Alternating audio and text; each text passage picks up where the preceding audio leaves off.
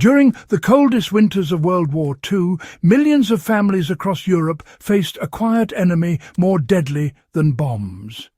Cold, not cinematic cold, not postcard snow, but the kind that crept into bones, cracked fingers, and, well, killed people in their sleep. Coal vanished.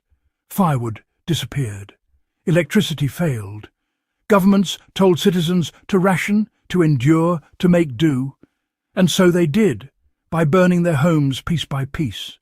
Chairs, tables, bed frames, books, children's toys.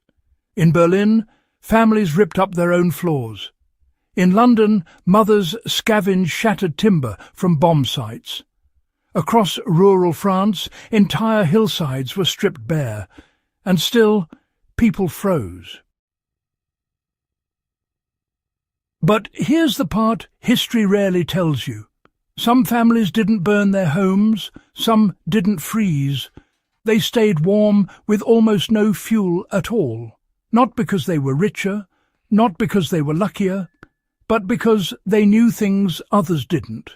Old knowledge, soldier tricks, survival methods passed down quietly, never written in manuals.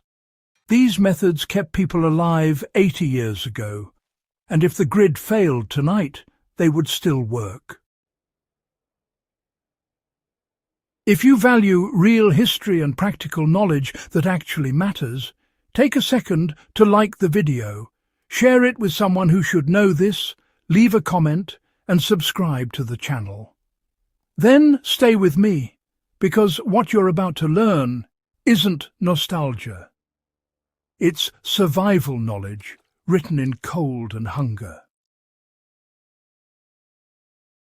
The one-room strategy.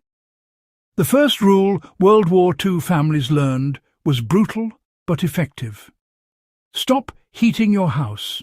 Choose one room and abandon the rest. Fuel rations were never enough to heat an entire home, so families focused everything on a single space, usually the smallest room with a stove. Mattresses were dragged onto the floor. Furniture was pulled in from other rooms. Doors were sealed with blankets. Cracks were stuffed with rags and paper. Windows were covered. That one room became the entire world. Cooking, eating, working, sleeping, sometimes for months. The result was staggering. Fuel use dropped by more than half. But, something else happened. Body heat accumulated. Every person gives off heat constantly.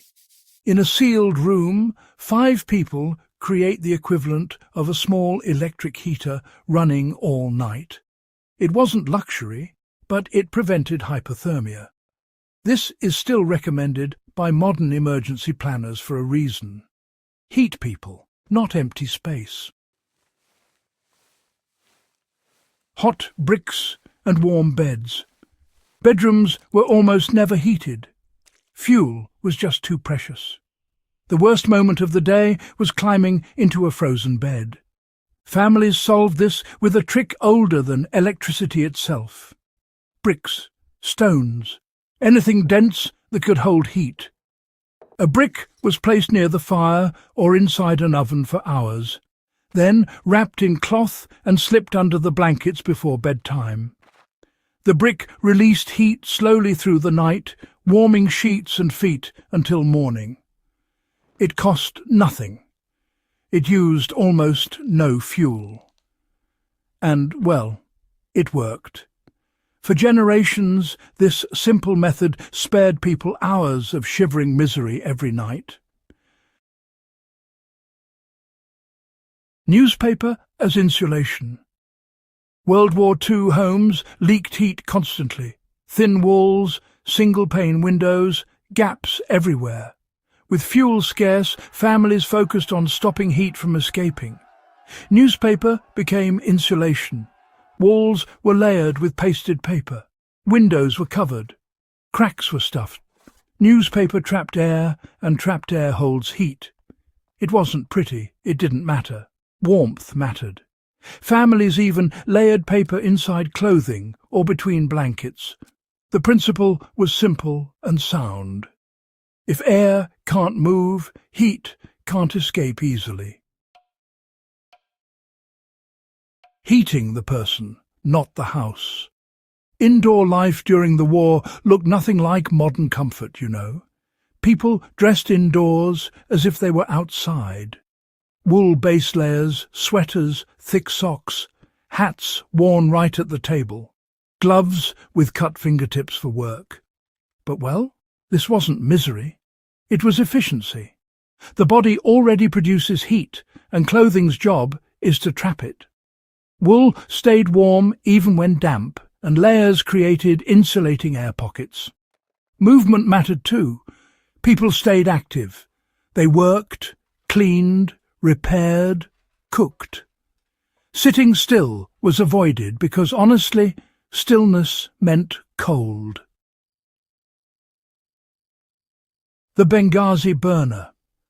Some of the most effective heating tricks, surprisingly, came from soldiers.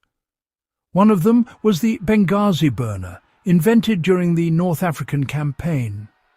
A metal container filled with sand and fuel created a slow, steady flame. The sand absorbed fuel and released it gradually, producing heat without flare-ups or heavy smoke. Soldiers used it for warmth and cooking, and civilians adapted it when traditional fuel vanished. With careful ventilation, it provided hours of usable heat from minimal resources. It was crude, but, well, it worked. The tin can trench heater. Even simpler was the trench heater. An empty food can, holes punched near the bottom for airflow and more holes near the top. Filled with scraps, wood, cardboard, cloth, paper. Lit from below, the metal radiated heat efficiently. This was survival engineering at its purest.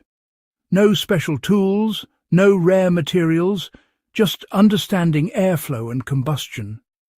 Families built these from garbage and kept rooms survivable when nothing else remained. The body heat huddle.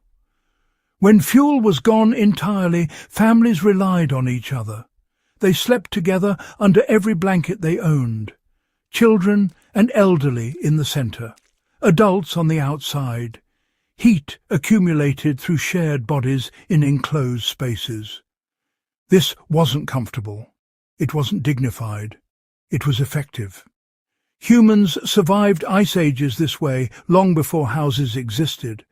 War simply forced people to remember. Hot food and hot drinks. Warmth didn't only come from outside. Hot meals mattered. Oatmeal in the morning, soup at night, hot water when nothing else was available. These raised core temperature and kept it elevated for hours. Families planned meals around warmth, not taste. A thermos of hot liquid before bed could be the difference between sleeping and shivering until dawn. Window coverings and draft blockers. Windows were heat thieves. Families fought back with layers, heavy curtains, blankets, quilts, anything dense enough to trap air. Curtains were opened during the day to capture sunlight, then sealed tight at sunset. Drafts were blocked with rolled towels and stuffed fabric. Every gap mattered. Every crack sealed was fuel saved. These weren't clever hacks. They were lessons written in hunger and cold. Millions of families survived winters without electricity, gas or comfort because they adapted when the easy options disappeared. Power grids fail. Heating systems break. Emergencies don't ask permission. When they arrive, modern people often panic, not because survival is impossible, but because knowledge is gone. Now you have it. If this kind of real, grounded history matters to you, subscribe to the channel, share this video, and keep these lessons alive.